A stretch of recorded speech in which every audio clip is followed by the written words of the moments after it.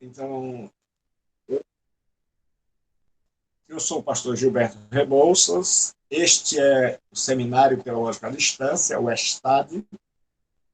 É um seminário feito para aquelas pessoas que querem estudar a palavra de Deus de forma séria, aprofundada, mas que não têm condições de estarem dentro de um seminário, dentro de uma faculdade teológica, durante a semana inteira, por conta do tempo que é escasso.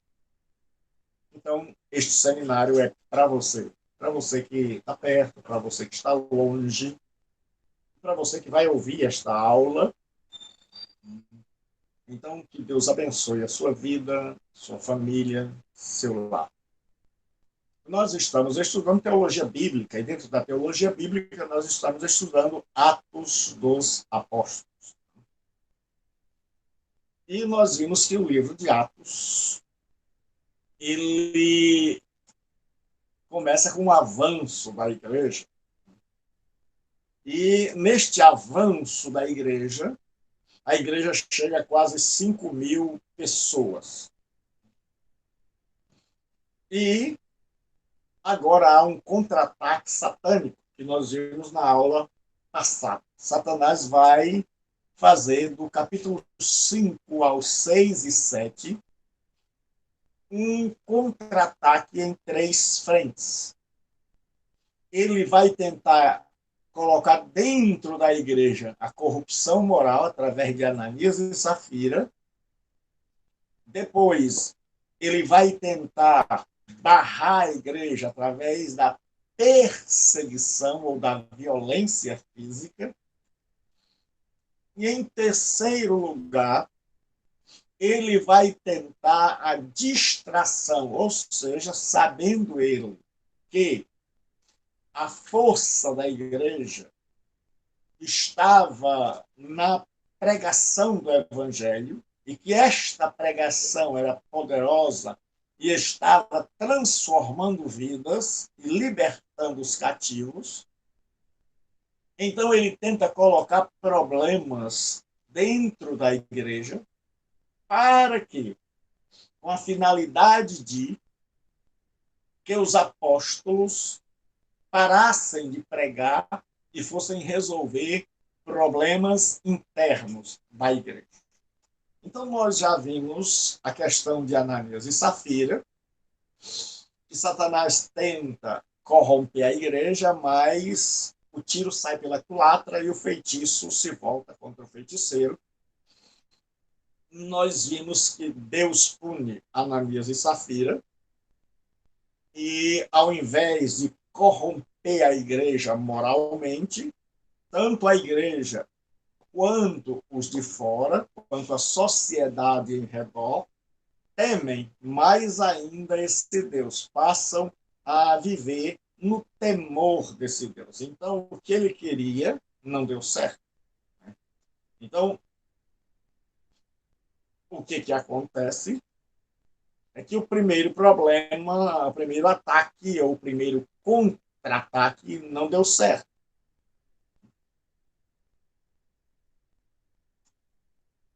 E nós vamos ver a partir de hoje, né,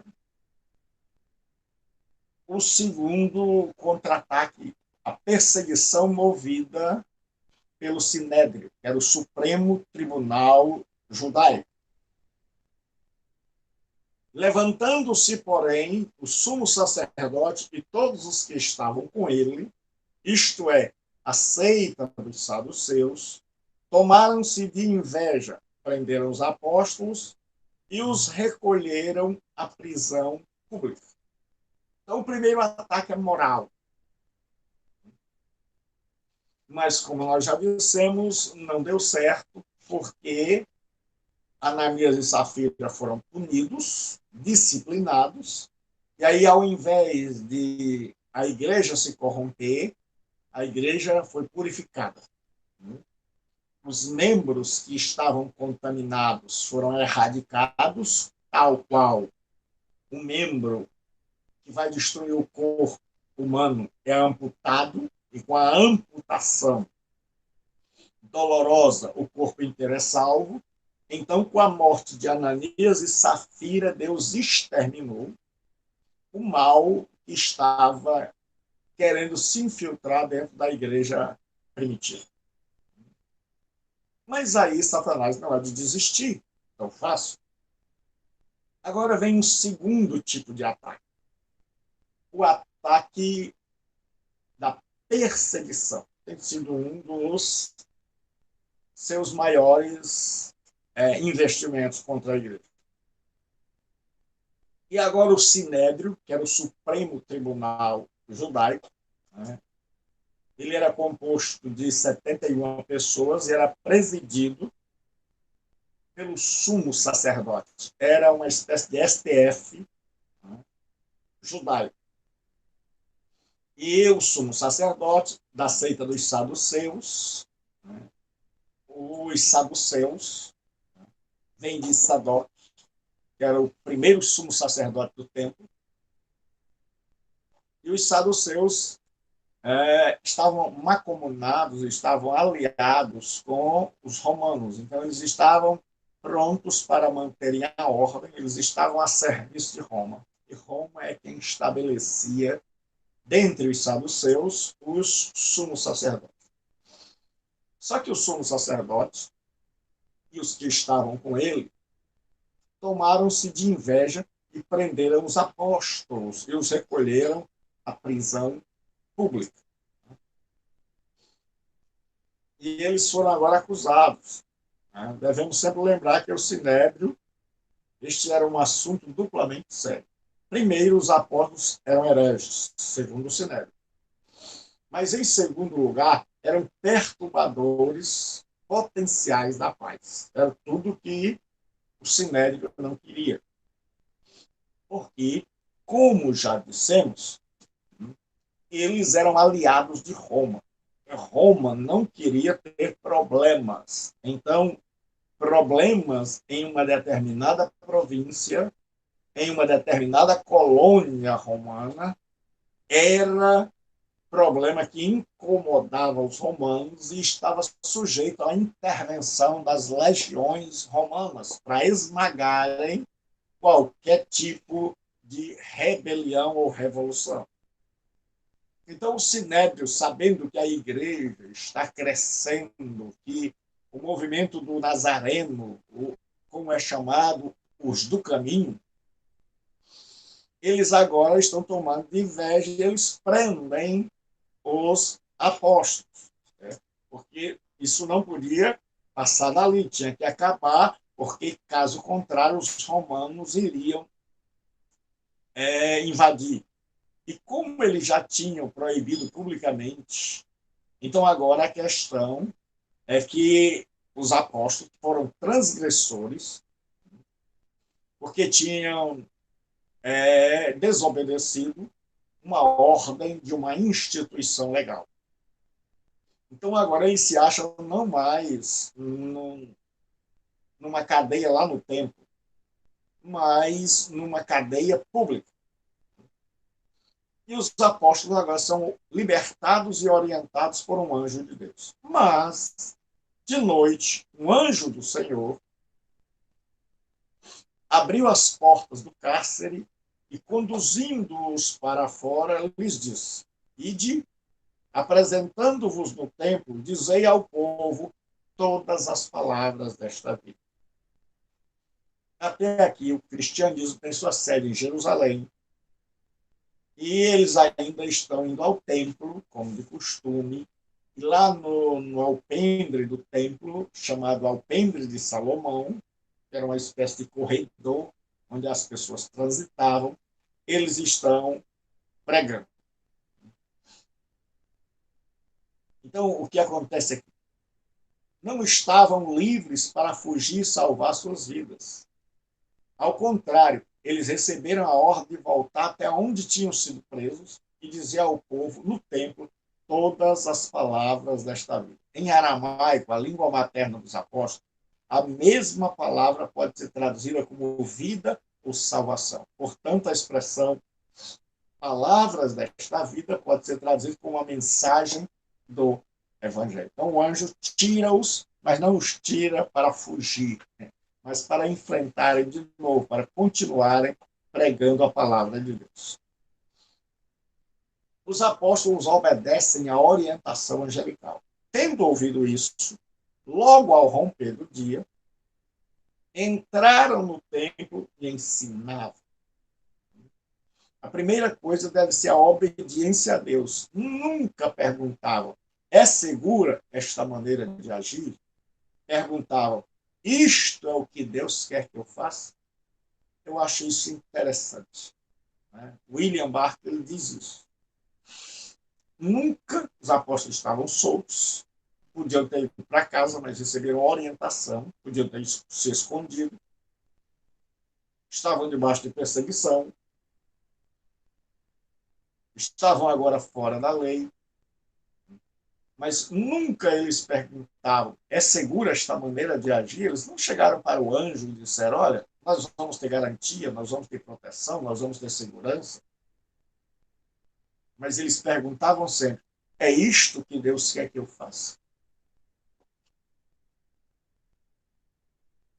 Essa é a vontade de Deus para a minha vida? E então deixavam de lado os cálculos de segurança e obedeciam. E então deixavam de lado os cálculos de segurança e simplesmente obedeciam. Então os discípulos não foram perguntar, e a nossa vida?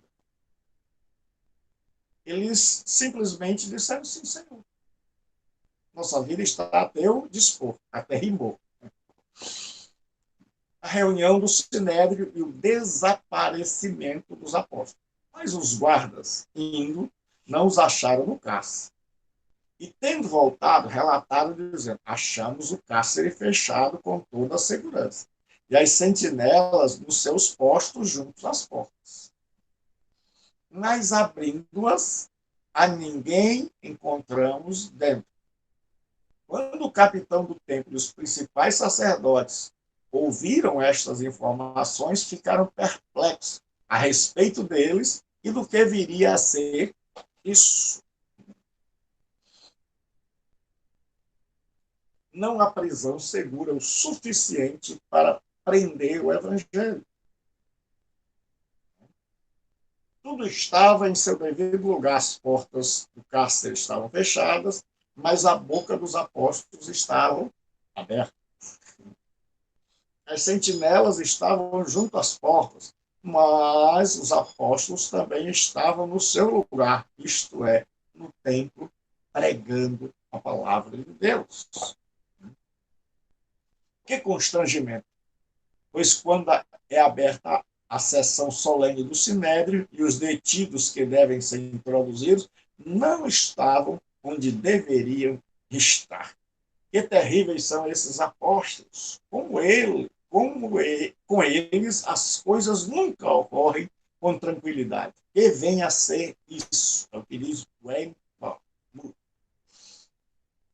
Os apóstolos são levados diante do Sinédrio. Os apóstolos obedecem a Deus e não ao Sinédrio. Nesse ínterim, nesse espaço de tempo, alguém chegou e lhes comunicou, eis que os homens que recolheste do cárcere estão no templo ensinando o povo. Sempre tem alguém para levar a notícia. O sumo sacerdote interroga os apóstolos. Nisto, indo o capitão e os guardas, os trouxeram sem violência, porque temiam ser apedrejados pelo povo. Até aqui, o povo ainda estava do lado da igreja nascente. Trouxeram-nos, apresentando-os ao Sinédrio. E o sumo sacerdote interrogou-os, dizendo, expressamente vos ordenamos que não ensinasseis nesse nome. Contudo, encheste Jerusalém de vossa doutrina.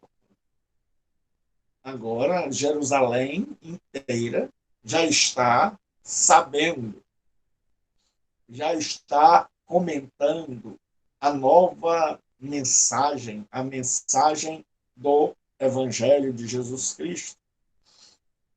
E ele faz duas acusações. Primeira, vocês encheram Jerusalém dessa doutrina que nós proibimos. Segunda, quereis lançar sobre nós o sangue deste homem. Então, o Quistemaco Simon, ele diz assim, demos a vocês ordens expressas para que não continuasseis a ensinar nesse nome. O sumo sacerdote ignora propositalmente o nome de Jesus. Ele diz esse nome e não o nome de Jesus. Então, agora a resposta dos apóstolos. Então, Pedro e os demais apóstolos afirmaram: antes, importa obedecer a Deus do que aos homens. É como se ele estivesse dizendo: nós estávamos diante de uma obediência. Nós temos que prestar obediência. Vocês nos proibiram e Deus nos mandou ir. E nós obedecemos a Deus e não a vocês. E aí ele diz assim, o Deus de nossos pais, aí veja que há um pronome nossos, ele está dizendo o Deus dos nossos antepassados, nossos e vossos, ressuscitou a Jesus. Faz questão de pronunciar o nome que o sumo sacerdote não quis.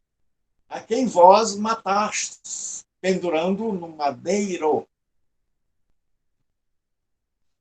Deus, porém, com a sua destra, o exaltou a príncipe salvador, a fim de conceder a Israel o arrependimento e a remissão dos pecados. Ora, nós somos testemunhas destes fatos, e bem assim o Espírito Santo que Deus outorgou aos que lhe obedecem. Eles, porém, ouvindo, se enfureceram e queriam matá-los. Agora o Sinédrio está furioso. Eles pretendiam tirar a vida dos apóstolos.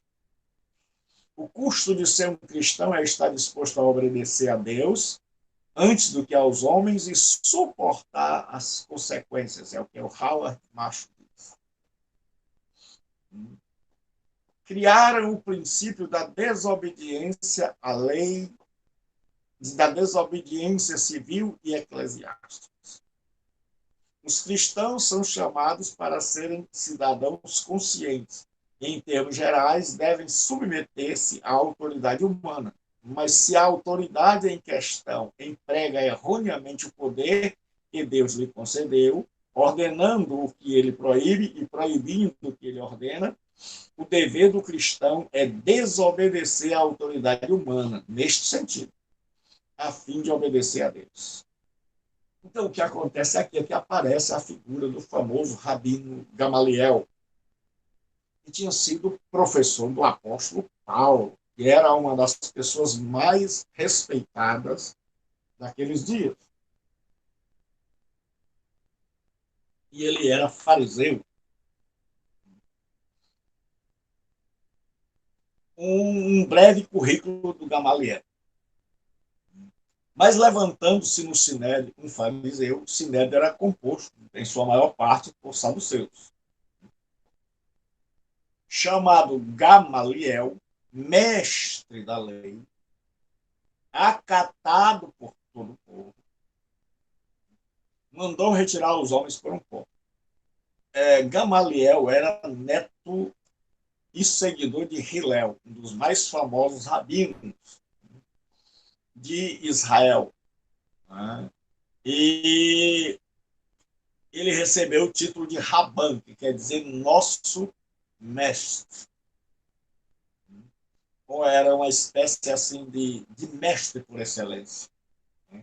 E Saulo de Tarso foi um dos seus alunos. Então, Gamaliel era alguém profundo nas escrituras, e ele recebeu a Mishnah, que é a primeira parte do Talmud, diz acerca de Gamaliel: desde que o Rabban Gamaliel, o ancião, morreu, não houve mais reverência pela lei. A pureza e a abstinência morreram ao mesmo tempo. Esse homem era alguém de uma envergadura espiritual muito grande. Gamaliel era mais que respeitado, era amado. Era um homem gentil, com uma tolerância muito maior que seus companheiros. Era, por exemplo, um dos poucos fariseus que não considerava a cultura e as letras gregas como pecaminosas e proibidas. Então, Gamaliel agora tem condições de conversar. E aí ele argumenta com o partido rival, que é o partido dos saduceus. Ele lhes disse, israelitas, então ele junta todo o povo. É como se ele estivesse dizendo, olha, todos nós, ou da seita dos saduceus, que detém o sacerdócio, ou da seita dos fariseus, que são seguidores da lei, copistas da lei, de onde saem os escribas, todos nós somos israelitas. Atentai bem no que ides fazer a estes homens. Porque antes destes dias levantou-se Teudas. Aí ele vai citar dois nomes que se levaram e atraíram seguidores, insinuando ser ele alguma coisa, ao qual se agregaram cerca de 400 homens. Ele faz uma retrospectiva. Mas ele foi morto. E todos que lhe prestavam desobediência se dispersaram e deram em nada. Então, o argumento de Gamaliel é o seguinte: a morte, com a morte do líder, os seguidores somem. O movimento morre também, desaparece. E aí ele vai citar o segundo caso. Depois desse, levantou-se Judas, o galileu, nos dias do recenseamento, e levou muitos consigo. Também este pereceu. Ele vai sempre dizer, esse morreu, e todos quanto lhe obedeciam foram dispersos.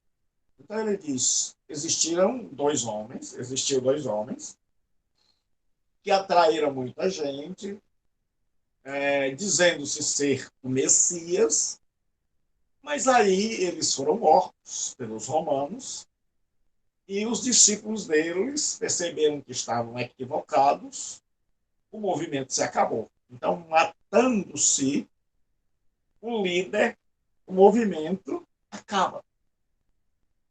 Então, é esse o conselho que ele está dando para o povo. Nesta época, havia 10.000 outras desordens na Judéia, o que vai nos dizer o historiador Flávio José. Então, havia muitos tumultos.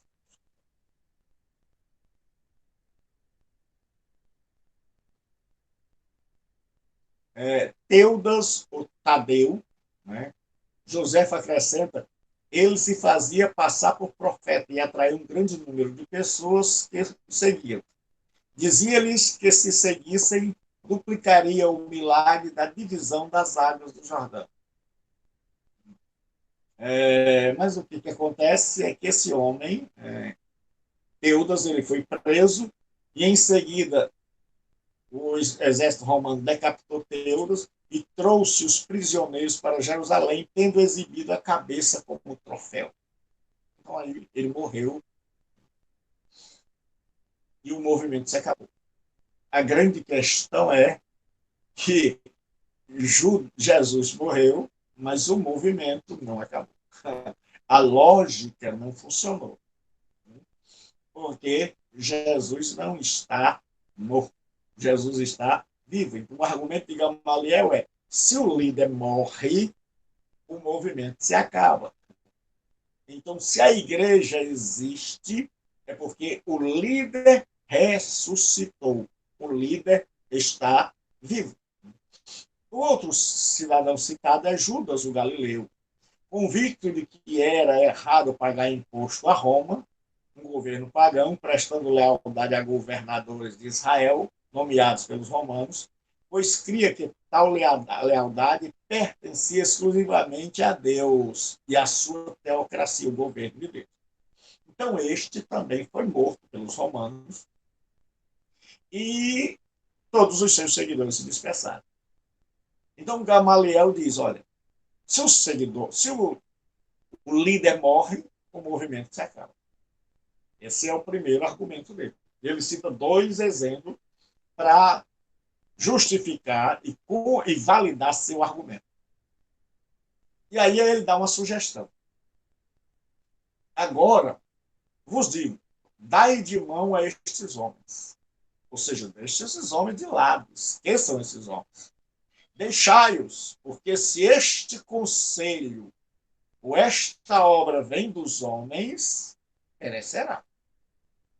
Assim como a de Teudas, assim como a outra, as outras duas, ele está dizendo, se vem dos homens, ela não vai durar muito. Ele diz, mas se é de Deus, não podereis destruí-los. Este Gamaliel é uma benção. Né? Por isso o apóstolo Paulo teve um bom professor. Para que não sejais, porventura, achados lutando contra Deus. Então, agora, Gamaliel deu essa sugestão e o Sinédrio acaba. Porque o homem tem voz. E se nós queremos ter voz, nós precisamos ser pessoas que têm temor a Deus e que levamos o estudo de Deus a sério. E as pessoas podem nos ouvir porque sabem que nós sabemos o que estamos dizendo. Então, nós temos que seguir o exemplo de Gamaliel. Gamaliel é um fariseu diferente. O Sinédrio solta os apóstolos. Os apóstolos sofrem açoites do Sinédrio. Chamando os apóstolos, açoitaram-nos. Da outra vez não açoitaram porque ainda não era, eles ainda não tinham contrariado nenhuma lei, mas agora eles contrariaram uma lei, que era a lei de não falarem, eles falaram, e ordenando-lhes que não falassem em nome de Jesus, os soltaram. As chibatadas, nesse caso, eram de 40 menos 1, ou seja, 39. O judeu não podia passar de 49 chibatadas no açoite. De 40. E aí os judeus davam 39, porque eles tiravam, eles temiam, eles eram tão escrupulosos, eles temiam dar 41 e aí quebrar a lei de Deus. Então eles contavam 39, porque eles diziam o seguinte: se a gente der um a mais, chegou ao número 40. Então a gente não erra. Então veja como muitas vezes a gente se preocupa com coisas insignificantes, tá? E a gente não se preocupa com coisas de verdade, com coisas que vão mudar a nossa vida. Tertuliano, que foi um dos pais da igreja, ele exclamou: matem-nos, torturem-nos, condenem-nos, façam-nos pó. Quanto mais vocês nos oprimirem, tanto mais cresceremos. A semente é o sangue dos cristãos. Essa frase ficou famosa na história. A felicidade dos apóstolos. Agora a gente pergunta como é que alguém pode estar feliz depois de ter sido surrado, açoitado com 40, 39 chibatadas. Eles se retiraram do sinédrio, regozijando-se por terem sido dignos, considerados dignos de sofrer afronta por esse nome. O bispo Festo, que é velho, ele diz o seguinte: sem sangue, a igreja não consegue abençoar. A perseguição refina a igreja, mas não a destrói. Se a perseguição levar à adoração e à oração, ao conhecimento da soberania de Deus e da solidariedade com Cristo em seus sofrimentos, então, por mais dolorosa que ela seja, ela pode ser até bem-vinda. E eu vou ler de novo o que o Cavanga diz. Sem sangue, a igreja não consegue abençoar. A perseguição refina a igreja, mas não a destrói. Se a perseguição levar à adoração e à oração, ao conhecimento da soberania de Deus e da solidariedade com Cristo em seus sofrimentos, então, por mais dolorosa que seja, ela pode até ser bem-vinda. Ele disse: se a perseguição fizer tudo isso, nos levar à adoração, à oração, ao reconhecimento da soberania de Deus, à solidariedade com Cristo, ou seja, nós estamos no mesmo caminho, na mesma estrada. Eles, então, ela pode ser bem-vinda. O John Stott, ele diz assim: a honra de ser desonrado, a graça de ser desgraçado. É tremendo, é maravilhoso. E o Lano, ele diz assim: os apóstolos consideraram a glória aquilo que o mundo considera uma vergonha, ou seja, sofrer por Jesus Cristo. A perseguição é incapaz de parar a igreja. Mais uma vez, o tiro sai pela culatra. Então, eles pensavam deter a igreja, vamos proibir, eles vão temer, e aí o evangelho vai ser parado, a igreja vai parar de crescer, e o diabo ficaria feliz. Mas o que acontece depois dos apóstolos terem apanhado, depois de estarem machucados, né? E todos os dias, no templo e de casa em casa, não cessavam de ensinar e de pregar Jesus o Cristo. Cristo é a tradução da palavra Messias. Então, eles estavam diariamente dizendo: Jesus é o Messias que vocês tanto esperam.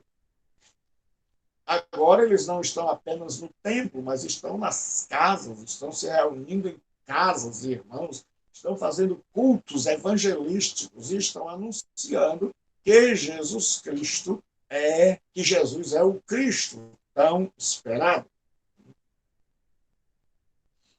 E o que eu acho tremendo é isso aqui que o Russell Shambly diz. Eles amavam a seu Senhor, eles amavam o seu trabalho, eles amavam seus ingratos compatriotas, eles amavam o seu atual salário, perseguições e açoites, e não odiavam outra coisa, senão suas próprias vidas. Eram pessoas que estavam dispostas a darem suas próprias vidas pelo reino de Deus.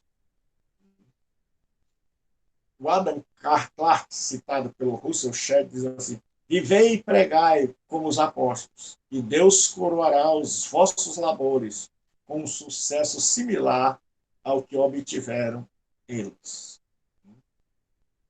Então, o que acontece? O segundo contra-ataque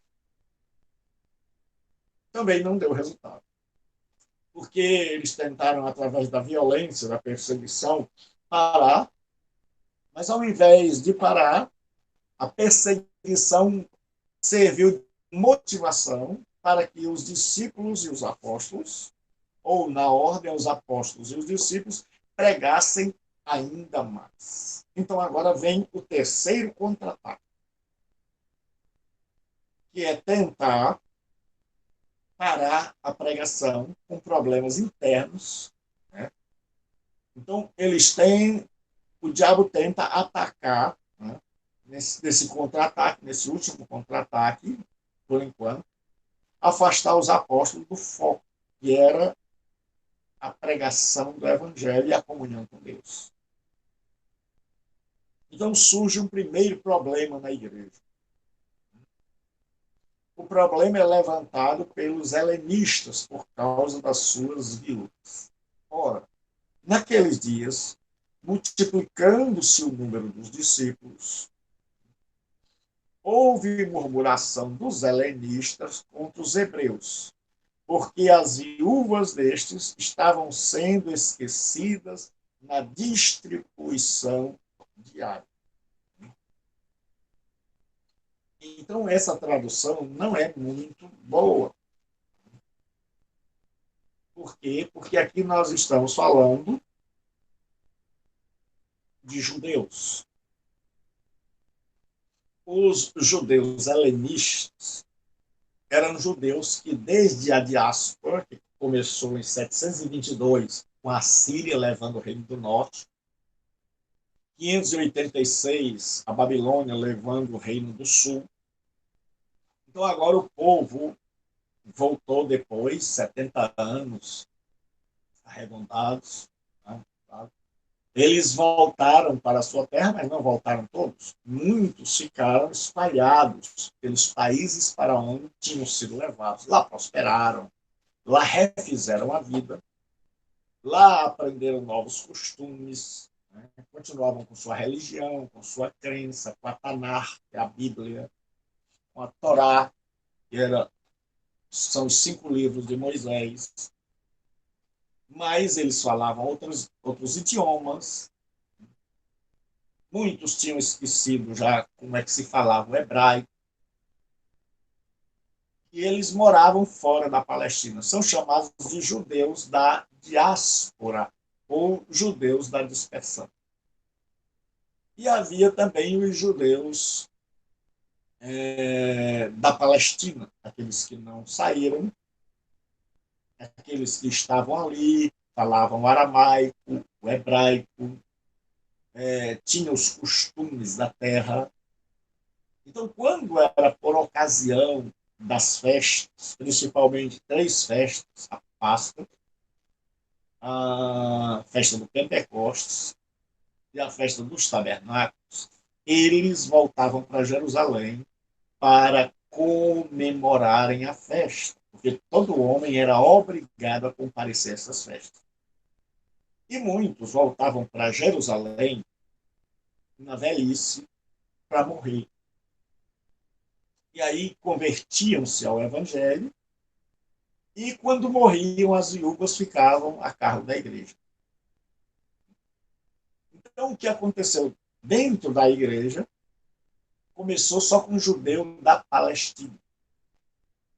Só com um judeu que falava aramaico, hebraico.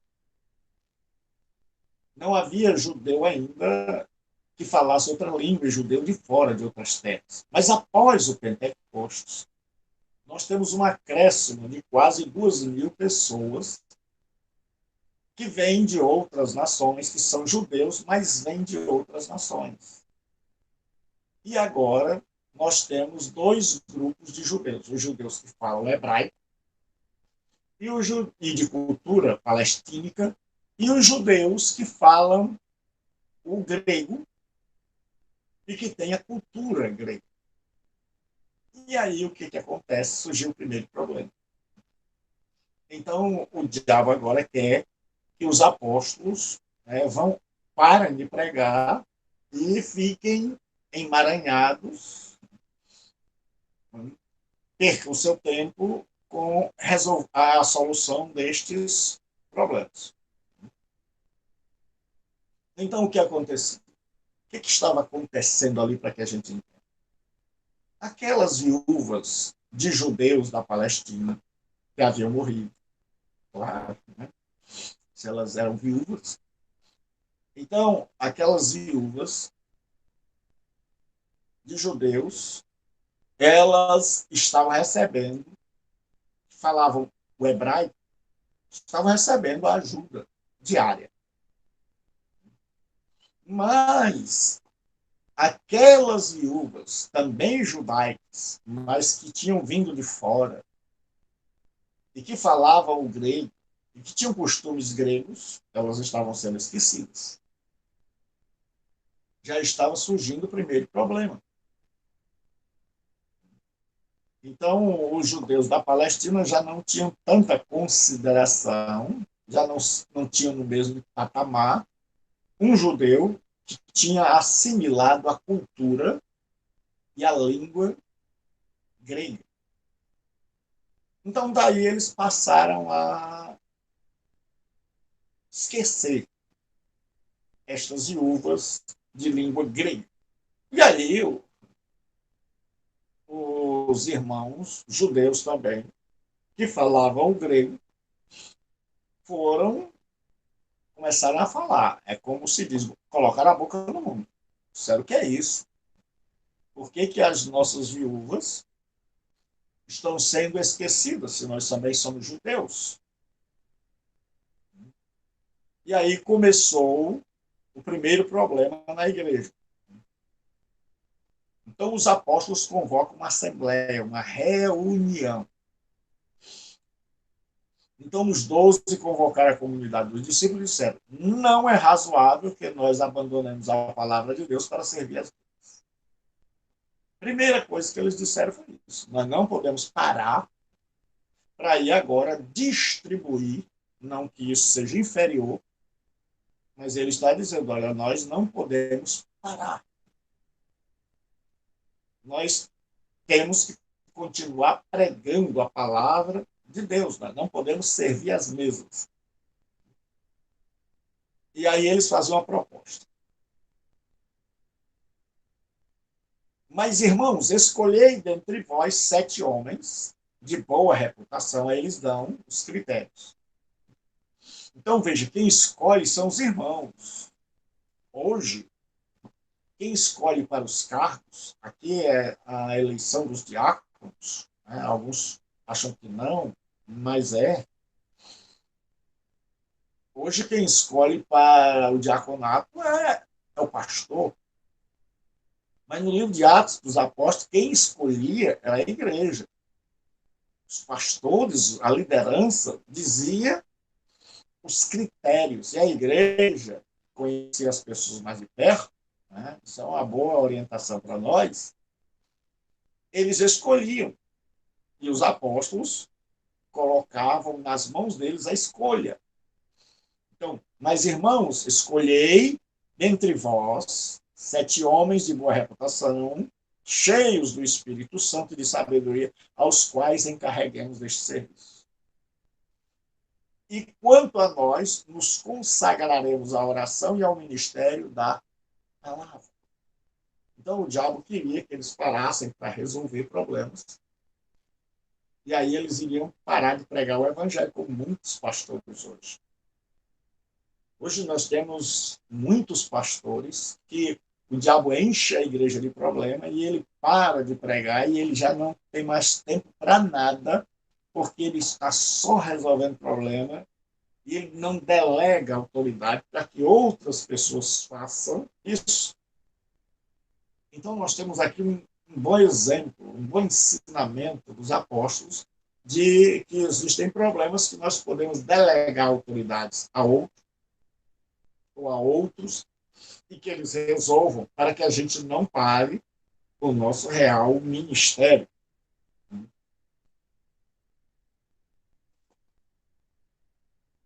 Então, nós temos aqui agora a eleição e consagração dos santos. O parecer agradou a toda a comunidade e elegeram, ó. E elegeram. Na antiguidade era por eleição. Então, como eu já disse, não era o pastor que escolhia, era a igreja. Então, em primeiro lugar, a liderança mandou que eles escolhessem. Deu os critérios, está aqui, ó. O que precisa? Cheio do Espírito Santo, de boa reputação e de sabedoria. Eles foram examinados dentro da congregação, e eles sabiam. E aí agora trouxeram e elegeram. E aqui é levantar as mãos. Eleger por meio de levantar as mãos. E elegeram. De todos os que eles escolheram, eles elegeram a Estevão, que foi o primeiro mártir, e todos os que eles elegeram aqui são judeus da diáspora, para resolver o problema. Homem cheio de fé e do Espírito Santo, Filipe, esses dois vão se destacar, Prócoro, Nicanor, Timão, Parmenas e Nicolau, prosélito de Antioquia. Esse Nicolau aqui é que muita gente vai imaginar que ele é o fundador da seita dos Nicolaitas. Nós vamos ver isso lá no Apocalipse. Então agora eles elegeram A igreja elegeu 7 homens, e não os apóstolos. E depois de eleger, apresentaram-nos perante os apóstolos. E estes, orando, lhes impuseram as mãos. Então, a consagração no Novo Testamento não é mais com óleo, é com imposição de mãos. Então, repetindo, a consagração no Novo Testamento não é mais com derramamento de óleo, é com imposição de mãos. Se você vê tanto aqui, como lá no capítulo 3 de Timóteo, 1 Timóteo,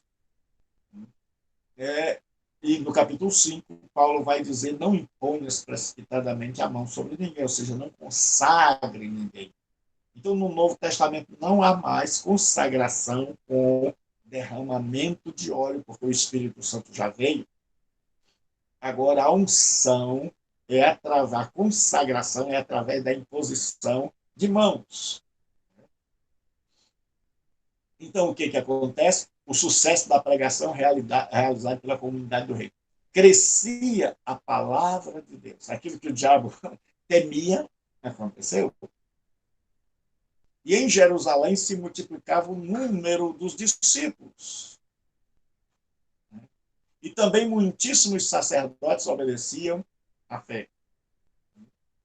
Então, até os sacerdotes estão agora crendo, estão se tornando cristãos. E fé aqui tem um sentido de doutrina dos apóstolos. Então, vamos resumir essa. Satanás, vendo a igreja crescendo, chegando a quase 5.000, ele levanta 3 contra-ataques. Na área moral, ele levanta Ananias e Safira para tentar corromper a igreja. Mas o mal de Ananias e Safira é percebido, desmascarado, punido, e aí, ao invés de corromper a igreja se torna mais pura, porque tanto o povo quanto a sociedade passam a temer a Deus. Vendo que o seu primeiro contra-ataque fracassou, ele levanta uma segunda frente, a perseguição. Então, os apóstolos são presos, açoitados, e ele pensa que esses apóstolos agora vão ficar com medo e vão parar de pregar. Mas ao invés desses apóstolos ficarem com medo, ficarem traumatizados, ficarem chorando pelos cantos, eles adoram a Deus, eles ficam felizes pelo fato de estarem sofrendo pela causa do Mestre, e isso serve de motivação. E eles pregam ainda mais, e a igreja continua crescendo.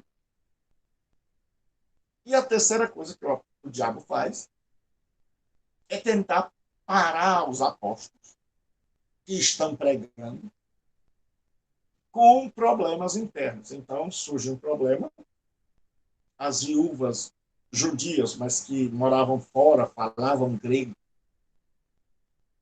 Os judeus da Palestina estão passando por longe, não estão socorrendo.